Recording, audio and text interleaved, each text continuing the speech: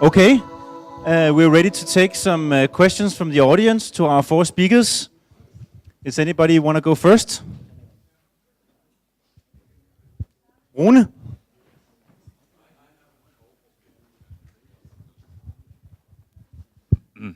I have a question for Mr. Dolan.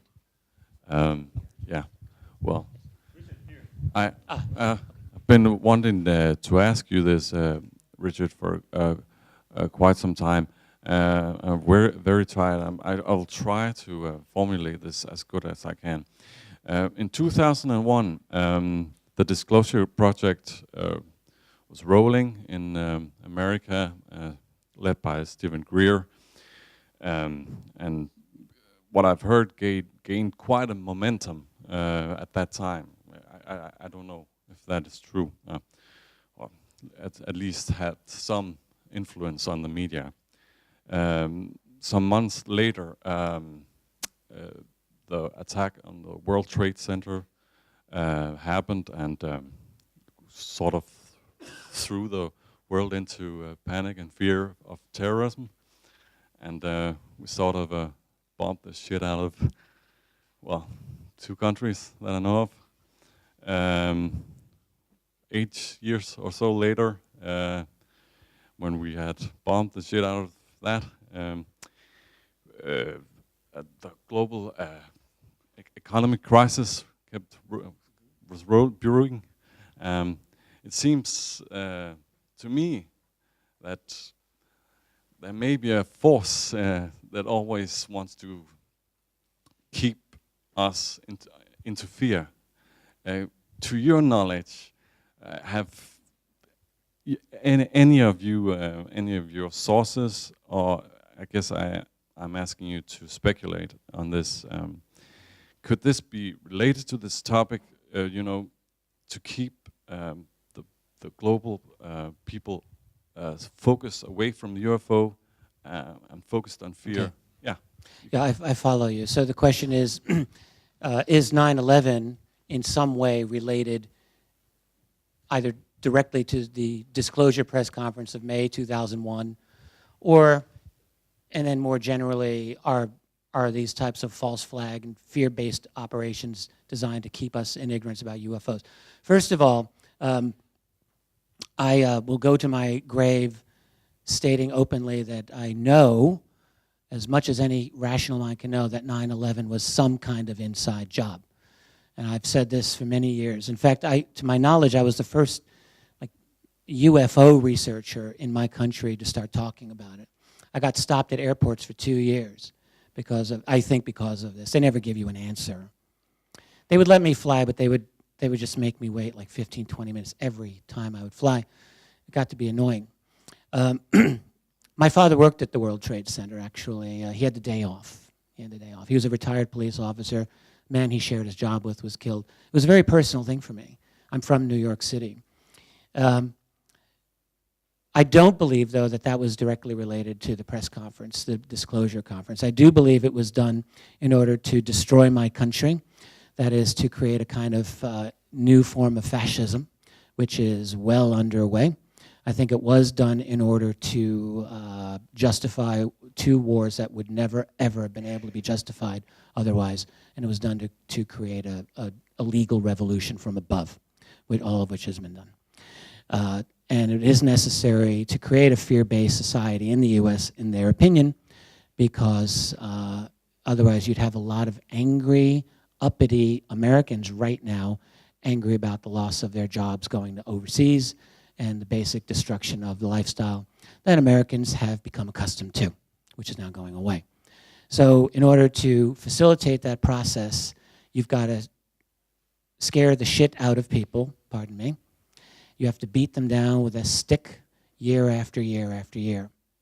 And that has been done, and there's been no change with one president to the next, obviously. So I don't think it's related to UFOs. The disclosure press conference, I remember when that happened. I was a new guy in UFOs at the time. I followed it carefully. I think it could never have succeeded because it was a great idea, and I fault the execution of it. It's easy to be critical when you're not part of it, I realize, but I think it was a classic case of getting greedy. It's one thing to get 1,200 people in the National Press Club in Washington, D.C., and get good witnesses to talk about the reality of this. That's enough for a day's work. But instead, there is an agenda. And whether we can agree or not with it, the agenda to ban space-based weapons, in my opinion, was a fatal mistake. Absolutely the wrong thing to do at that time, because that puts them at war with Donald Rumsfeld and the U.S. Pentagon. All right, let's fight one battle at a time. That's my attitude. And the other problem that I had with that was the rationale given by Dr. Stephen Greer, which was that we don't need space-based weapons because we know that these other beings are peaceful. Because if they weren't peaceful, they would have destroyed us by now. And I beg your pardon, but I don't find that logic persuasive at all. And the other thing about trying to ban space-based weapons, honestly, that would be like trying to stop technological advances in militaries around the world. You cannot do it. I mean, go back to the First World War. Look at the development of aviation. They start with reconnaissance aircraft, and then the other side thinks, well, we have to shoot them down. So they develop airplanes with machine guns on them. And then, you develop bomber aircraft, and everything escalates. And weapons in space. Space is paramount. The center of gravity for all military operations is not on the ground, it's in space. And if you control space, you control warfare. That's why the US won the Gulf War in 1991, because they controlled space. So there is never, ever, ever going to happen where the US military is just going to walk away from that. So by having a press conference, I mean, we can all probably think, yes, let's get rid of weapons in space. I'm fine with that. But it's a ridiculous argument to make politically in Washington when you're trying to do something else anyway. You're trying to get a world that thinks UFOs are bullshit to take it seriously, and so it was a classic case of overreach. So it was never going to happen. I don't think 9/11 was related to it. The last thing I'll say, because I don't want to hog this microphone, is that there is a constant effort to ridicule the UFO phenomenon in the mainstream. And we know for sure that the CIA has had assets within global media for years and years and years. We know this. It's out in the open, it's in academic libraries, so that happens. So there are always proxies in the media whose job it is to ridicule and disable the UFO phenomenon. That's how they do it. They don't need really to use secrecy anymore. Not really, they just make fun of it, and that works.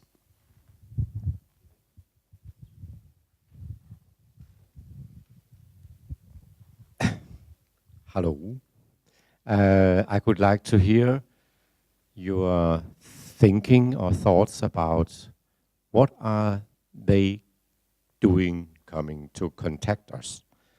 Are there any reason? Are there different different reasons why they are coming to the Earth? This is something many of us can answer.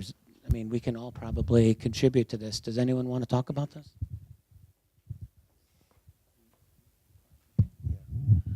So your question was, I'm sorry, you? Why are they here? If they are trying to contact us, I have the feeling that from the many cases I've studied, that they do not intentionally try to make contact with us. On the contrary, it seems like they would zip off as soon as there's a camera or anybody else. But still, the question is, what's their motivation behind that? And that's an interesting thing. That when I first heard that, when I first interviewed Paul Hellyer, the former Canadian defense minister back in 2008, he said they're here because of the nuclear technology. And I thought, well, okay, how do you substantiate that? But it was an interesting statement. And then lately, I've come across so many cases. I haven't shown you the one radar trace that I still had. That was not in my presentation, where you see UFO traces near a nuclear power plant. But then you also see, just recently, the Australians released a document where there's a UFO near a nuclear or weapons site. And then the most fascinating thing is that, for me, is that I just recently published the German translation of a French presentation of Javier Passot, the director of the French official UFO program. And they have been making statistics for decades. And in their statistics, it says that UFOs are especially interested in nuclear sites whatsoever. So that is an official statistics from the French government, if you want. So question is, and also you also mentioned that they showed up in the 50s, especially, you know, over nuclear sites. So what does it mean? I don't know. Does it mean they want to take, you know, they want to control how far we are in terms of that technology? Do they want to prevent us doing any harm to their whatever? I have no idea, but it seems to be, to me, there seems to be something with nuclear technology. I just want to add one point to that. If I was an advanced intelligence in the universe and I was able to travel to other star systems and I was watching another civilization that just developed nuclear weapons, I would be very much interested in what they were doing, especially if they were also starting to travel into space and they will constitute a threat to my civilization. So that's my speculation to that. Yeah. Okay. Yes. Just a short commentary. The case I mentioned about this woman Anna, who had this experience in Guatemala. The man they met, Ben, he claimed to be called Ben Austin. He also claimed to work in our nuclear energy somehow. That was his claim. I don't know, but it's an interesting combination here. Maybe he told they were interested in what we were doing to this planet, and they didn't want us to destroy it. If that was for their own reasons, I don't know, but that's what he claimed. May I add one thing? Yeah. Very quickly. I would just add that if you look at humanity for century after century after century, we had very low basic technology, and in the last century, we've really developed some amazing technology, and we're obviously not done. Not just nuclear, but look at the future of computing, and the future of artificial intelligence and nanotech and quantum computing, which may actually is theorized to be being used right now at the NSA's new data collection center, that's what they call it, in Utah, where they have every single email that not only I have written, but probably that you have written, who knows. Anyway, we're developing a capability now that's going off the charts, so to speak, and any other intelligence that's able to observe us, I would think, is realizing that we are about to leap into their world, as it were. And maybe not on equal terms, but maybe in a way that we might be an issue for them. So I would think that we're the greatest show right now in this part of the universe, personally. Just about the establishing contact. If we see Fatima, that was some kind of trying to reach contact. But there's not only Fatima. We also have Lourdes and several other places around the world with similar events. So maybe one of the species, we don't know how many, has some type of trying to establish contact in a, I don't know, that's that way, I don't know.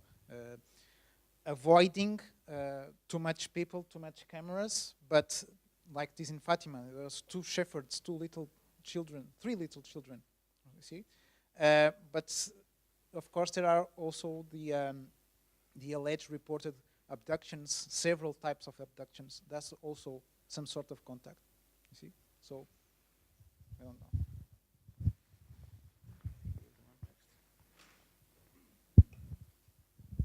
Hello. This is kind of a question that everybody could chip in on too, but the whole thing about all the evidence over the years, it seems like we're always close to getting something and then it slips between the fingers. Doesn't it sometimes seem like a joke that's running and running? You go 100 years back, you find similar cases where, we almost proved that the airship was there. And even now with more advanced technology, video cameras, I know you don't have a camera on you all the time, and the phone, it takes a little bit of time to get it out and prepare and even get good images. But doesn't it seem like that there's something always preventing? I'm kind of asking this kind of in connection with the first question. What are your thoughts on this? I think it's like a fighting between the ones that want to keep the truth and the ones that want to know the truth. You see, but also the ones that want to keep the truth always try to win it through faith. It's not a matter of faith of belief, because it's not a matter of religion. It's a matter of accepting the facts, and the proofs are there. We see in Portugal the military speaking openly about it. So there's no taboo. Maybe the press, the media, is in some way controlled in order to divert the attentions. But if you want to know, just go there, and you find it. But I actually mean in cases which are more than just explainable by government cover-ups. I mean some of kind of like impossible cases, almost things mysterious that disappear. There's some excellent video cases right now that I personally think are legitimate. I'm thinking of Turkey, 2008. All right. I was afraid of that one for a while because it just seemed too good. Really, if you know what I'm referring to, it's just incredible. But I currently believe that that's legitimate UFO, and it's unbelievably good video. It's got a lot of witnesses now supporting it over the Sea of Marmara there, and so why doesn't that do it? You might ask, and it's a fair question. It's not that we don't have the video and the evidence and the statements. As I say, any reasonable mind, when you put all of this together, has got to say it's real, and whoever they are, they're here. But what we've learned is that, first of all, ask yourself, what would constitute proof, and who's authorized to declare something to be proof? It's a good question. That's a political question more than a scientific question. Who is authorized to say that this is proof? Apparently I'm not, because if I were, I would have declared it already. I have declared it. No one listens. None of these other gentlemen here. So, we look to our political our talking heads in the political office. In my country, it's Obama. Here, it's other people. And none of those people have made it. And, one other example I'll just tell you, like I mentioned the Kennedy assassination earlier. In America, like 80%, I think, of all Americans, and like 100% of the rest of the world knows that there was a conspiracy to kill John F. Kennedy. And it doesn't matter. Why? Because officially speaking, the truth is that one guy did it alone, even though no one really believes it. No one believes that. But it's like, you've got this official truth and you've got the actual truth. And we have to figure out a way to break through the political control that's obviously standing in the way. And I want to add to that I think it was back in 2009 that two very respected sociological scientists. So they published a study, and that's, or not a study, it was a scientific paper in which they asked them the question, why is it that governments treat this subject like a taboo? And it was called UFOs and Sovereignty. And their hypothesis is that if governments cannot ever seriously consider the UFO question as something that they would discuss about, because it would withdraw the legitimacy of their governance.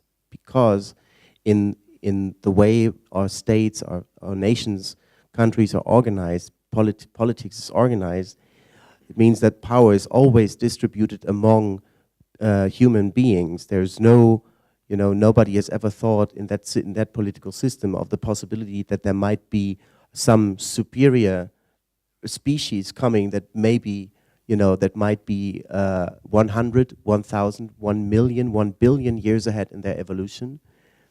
And yeah, so people would start to ask questions. Basically, you know, if you have an advanced species coming to this planet, and this is, you know, this is my favorite question would be, you know, what's your highest tax rate? You know, and already, oh, you don't have taxes? Why? How do you pay your? Oh, you don't even have money. Oh, but I mean, how is your? But you know, or let's say, does the original sin also count for the aliens? You know, do they have to carry a veil like the Muslims, for example?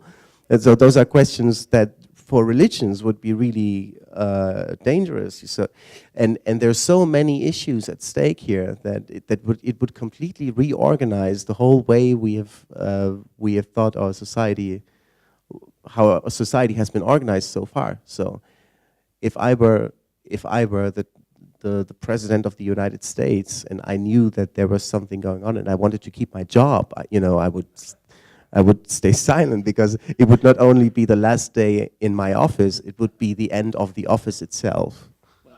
Let me just add, I co-authored a book on exactly this topic. We called it AD, After Disclosure, and it was a whole attempt to study, A, how could disclosure even happen?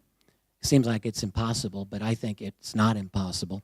And then B, what happens after that?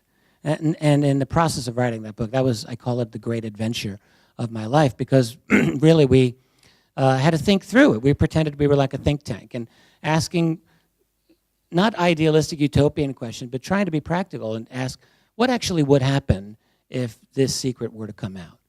And what we decided is that it would be just absolutely radical, revolutionary, transformative in every possible way, no matter who these other beings were, whether they were good, bad, or indifferent to us, that it would transform us politically in multiple ways, economically, in terms of our energy paradigm, and in terms of our spiritual / religious beliefs, in terms of our culture, everything, and everything becomes challenged. And for that reason, when we finished the book, it really hit me. Like, this is why there's the secrecy, because it's across the entire range of our civilization that things would change. I think we're ready for the next question. My name is Jared. I want to add something to the nuclear subject. I know that there are articles out there that, well, it's about scientists that are unable to explain that the high radiation that they have been measuring after the Fukushima disaster, that they have suddenly dropped. And also they have been, there's been a lot of UFO sightings around the area. So it seems like they are helping us on these problems. But that is something that you could maybe look into. And now for the question. Okay, yeah. I really, you mean if they are helping us? Is that the question? No, there is articles out there that show that the radiation level has gone very low, and they are not able to explain it. And at the same time, a lot of UFO sightings have been. Yeah, that's not. It's not a question. It's just. No, I just know about haven't heard that. But okay. Yeah. Well, my question is. One of my biggest concerns these days are the chemtrails that we see every day, is the weather manipulation. And I want to ask either of you if you know anything about this, and also some relation to the UFOs, maybe. Well, I have nothing to say on that. Yes, anyone wants to comment?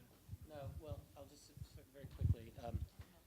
I don't think I know more than anyone else in this room on chemtrails. I mean, we're all interested in it. I've never really seen a direct connection to UFOs personally. Nothing that I think, oh, yes, absolutely. But I don't know. I mean, chemtrails are, I think, a real phenomenon. I think it's clandestine. And there was a case where the German military, didn't they admit that they were doing chemtrails, I think a couple of years ago. And the British also. So, but I don't know. We need to look into it more. Okay, I don't know. Yes. Yeah, I wanted to ask that I knew an astronomer who spent his whole life at the Euro lab in South America somewhere trying to find some planet that could support physical life. And he's never found it. And it's like he's not even close to finding it within any area near us. And I think this is part of the enigma about the UFO phenomena, because if they're not coming from any physical, like water-based life that, or what we can understand as a system that would support physical life, then where are, or what are they coming from? Well, in the last decade, you know, a lot of that's been transformed, of course. I mean, there have been many, many now extrasolar planets that are being detected, and many more every year. Our capabilities only in the last few years have gotten to a point where we really can detect Earth-sized planets. So we're just at the beginning. I think what the story is, as far as extrasolar planets, is how many we're finding now. And I'd like to add something. It's true that they have not yet found a planet which shows the perfect conditions for life as we understand it to develop there. However, here on Earth, scientists have discovered so many interesting new developments in terms of how do you define life, because the scientists have discovered that life that exists not only exists in arsenic and an arsenic environment, but which is poison for us, but which even integrates this arsenic in its body, you know. And there's I just recently have written an article on this, and this is just amazing how many of these prerequisites fall apart and just turn out to be nothing but a mere humanocentric, anthropocentric concept of what life is actually all about, you know. And in our world and on our planet, it might be carbon based, you know, but you never know what, you know. The universe is so huge, and we're just this tiny little planet, and we know nothing about what life actually is, and we can even have serious doubts about our understanding of reality itself. Is it really only based on 3 dimensions plus linear time, you know? And all of those anthropocentric things are actually like things that prevent us from seriously considering the possibility of life in different forms that we have never thought about. Do you want to add something?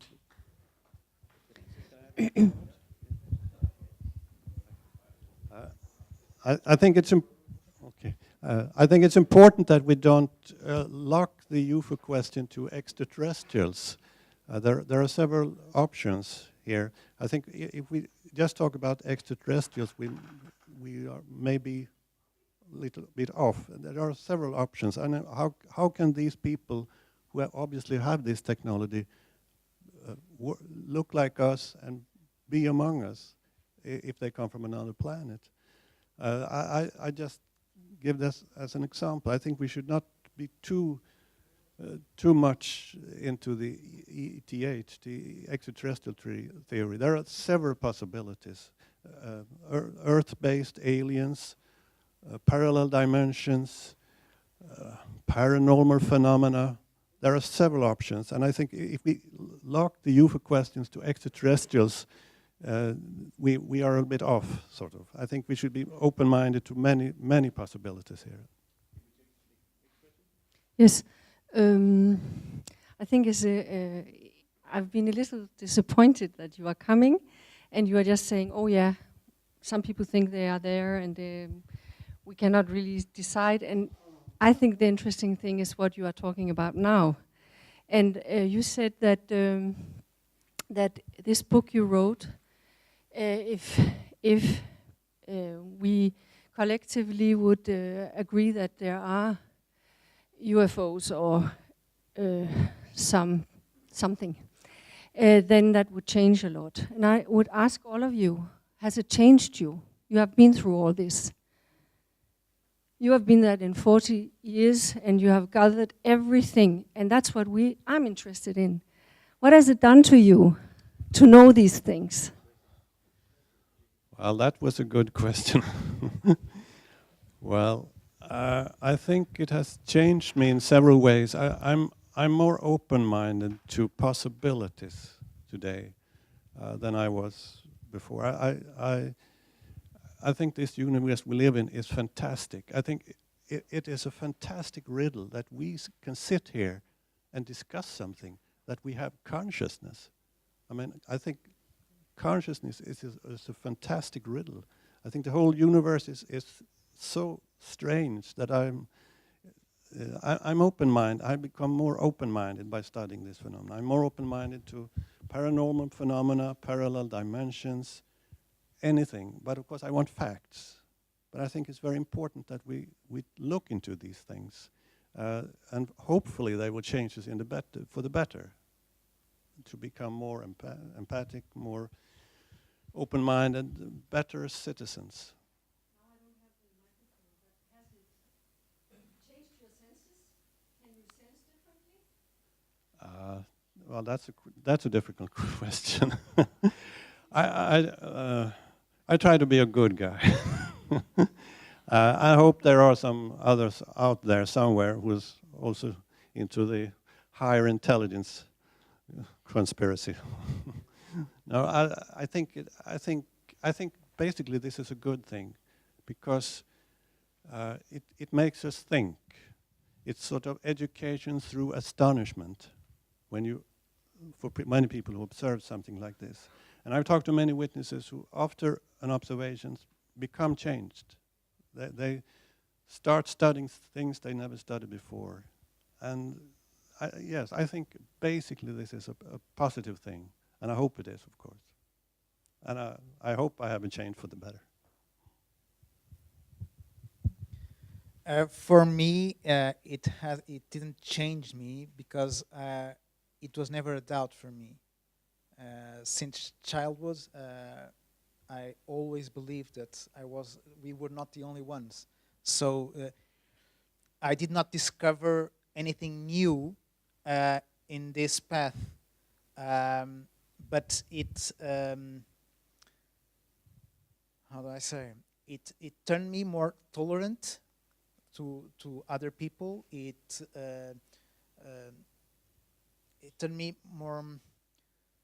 Led me to know how to hear other people, other opinions, and to research more profoundly this subject in order to explain it to even more people. You see, but it didn't change me in the inside, because for me it was always real. Okay. It's a complex question, because we're all complex people. My mother said to me once, "Richard, you have always been this way. When you were 10 years old, you were exactly this way." But really, this topic has changed me very basically. I remember I got into it in my early 30s, and I thought I knew everything. I was very good at my university studies, and I thought I was ahead of the curve, as we say. And then I realized that my whole worldview was, let's say, either grossly inadequate or just wrong. The first year that I was in this field, I distinctly remember spending many nights literally lying in bed staring at the ceiling, unable to sleep, because of two reasons. One, I was trying to reconfigure my whole worldview, which was not fun, because no one wants to do that. Who wants to rethink their, really, you get to age 30, and that's so young. And even by then, people think, well, they've got it all figured out. I know how the world works. And they spend the rest of their lives filling in the blanks of what they think they already know. That's most people. And so and then if you're in a professional environment, it's even worse, because you have to be smart, and you have to be responsible and fit in. And you don't want to rock the boat. I was 32 years old when I started this, and I just was upset, because I had to rethink my whole world. And then the second part of that is courage. You have to be brave, because you have to be willing to let go of what you thought was true. And that's a lesson I had to learn a bit. It was a little bit of fear when I started, and now I don't care. Now it's like in the movie The Matrix, where you take the red pill, and the red pill, you now see reality. I wish it were that easy, just take a red pill. What it really is like is, in this field, the first time I realized that I concluded that UFOs were real. That was like ripping open one veil. There it goes. And that was good for a little while. And then you stay in this field, and then you run into more strange things. And then you realize you got to rip another veil away, and then another one, and you just keep going. And at the point now, I don't care. Now I can rip the veils away without as much trauma as before. It's never easy, though. But that's really it. I think it teaches you fearlessness, which is the best thing. Yeah. Quick, Robert. It has changed my life. Quick enough.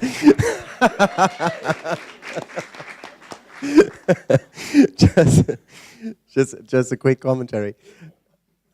Just a quick commentary. You know, when you first start to realize, as you said, Richard, that it's true, that it's real. You know, that obviously we are being visited by somebody, something. You know, you don't know whether it's time travelers, dimension, whatever. You know, it hits you really hard in your stomach. It's like, oh my God, you know, it's really. And then, you know, it's really fascinating for a while, but then you start to, I mean, I started to like dive into like more profound questions. You know, for me it was like a journey to questions, more profound questions that mankind has been asking itself for since the beginning of its existence. You know, where do we come from? What's our relationship to the universe? Where are we going to have dinner tonight?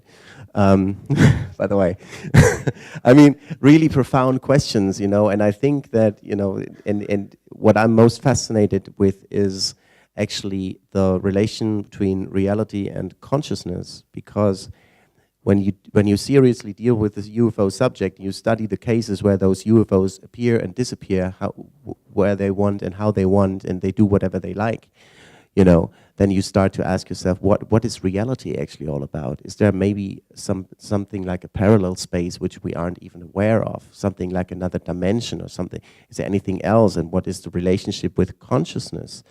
And I think that the key to understanding the UFO phenomenon with all of its facets and things and of reality is consciousness research.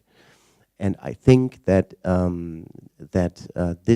this is the thing that will eventually change mankind like nothing that has ever come before, because the effect of mind over matter is scientifically proven. This is not a conspiracy theory or something.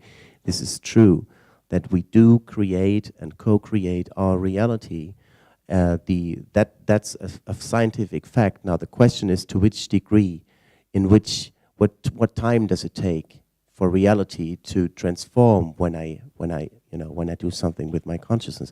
I could talk about this for ages. I think we have to move on. Exactly. It's a very big topic. we only have time for a few more questions. We have one more here. It's about this contact thing, which bothered me a little. About a couple of years ago, my knowledge about scientific questions is not that big, I must admit. I'm limited. But a couple of years ago, I heard in the radio that about 50 years ago, some government, FN, UN, whatever, had a big discussion about what are to be done if someone meets a UFO. And it was a lot of talking, and they had come to the conclusion that you was not supposed to contact them. And they also had a voting about one woman who was to be the representative from the Earthlings to the UFO people, and that this was a rule for all of us. I don't know if it's a joke or if it's something actually, or what. Maybe some of you could... May I say something? I think you're referring to that woman from the United Hoffman. Nations. Yeah. This was just a couple of years ago. Yeah. Right. It sounds like you know. The UN, there was some kind of resolution that stated in effect that, yes, if we make contact, the United Nations will have an office from which to conduct relations with these other beings. And this woman, you're saying, what was her name? Maslan Othman. Would be the designated representative for the world. So, you know, is that really how it will go down? Probably not. But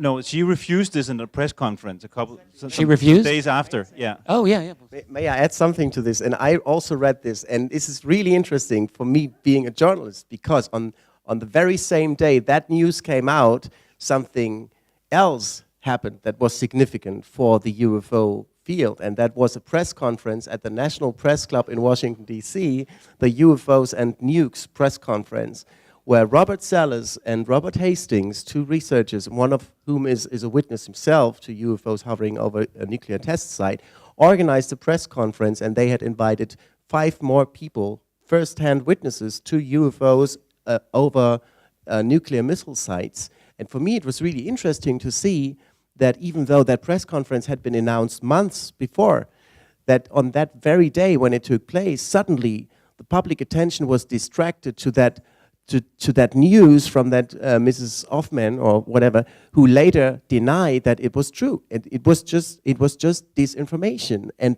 in my opinion, this stinks. You know, I'm really suspicious. I really think that this was maybe an example of what we can see, you know, in terms of disinformation on a very large scale, and on such a large scale that even the journalists who do the report, they have no clue, because they do what they're being told, what is written by the news agencies, you know, and they just follow that report. You know, if they just never hear about a press conference at the National Press Club, how could they ever write a report on it? Of course, they will stick to the news of the United Nations and Mrs. Hoffman ruling the world.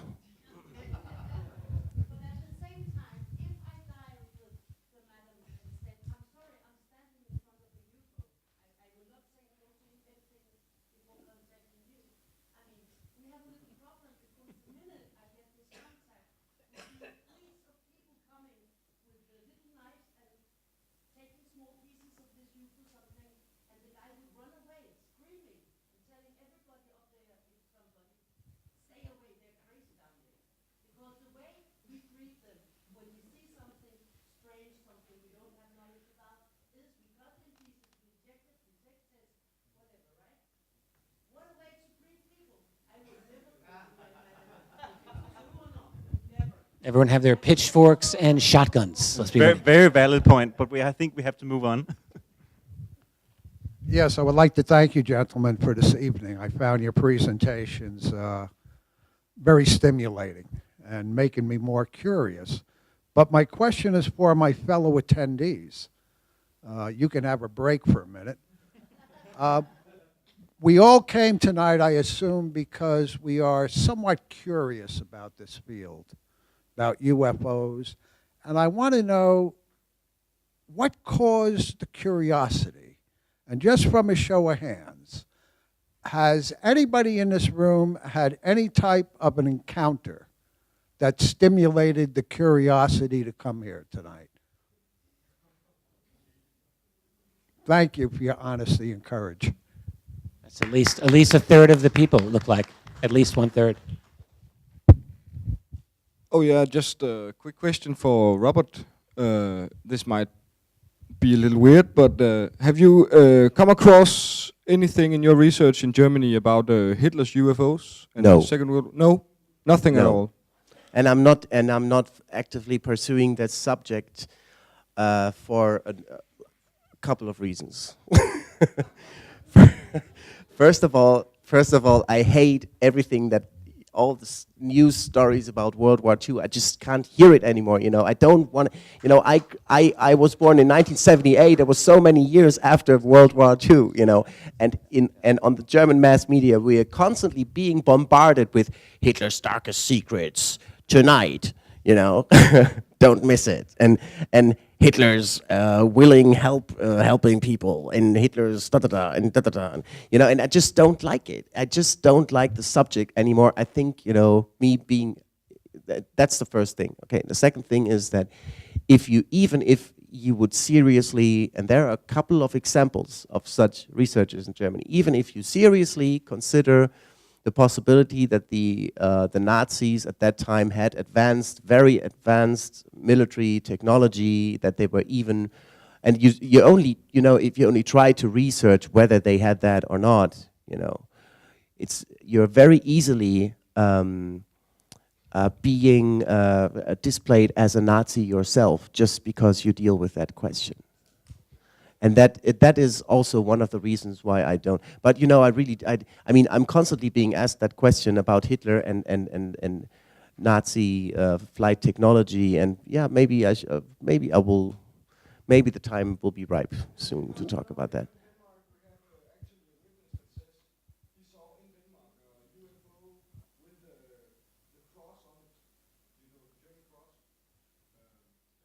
Yes, yes. We had to stop this event 5 minutes ago, so.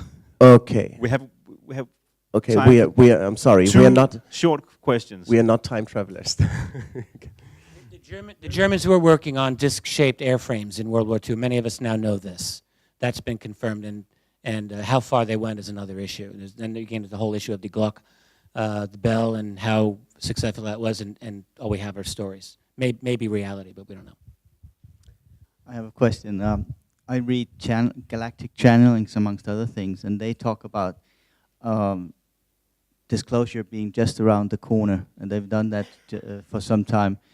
What do you think about this? Is the disclosure just around the corner? If there's disclosure, you can be sure it'll be filled with lies. There won't be a truthful disclosure. It'll happen because the powers that be are forced into it by us, by an event that's out of their control.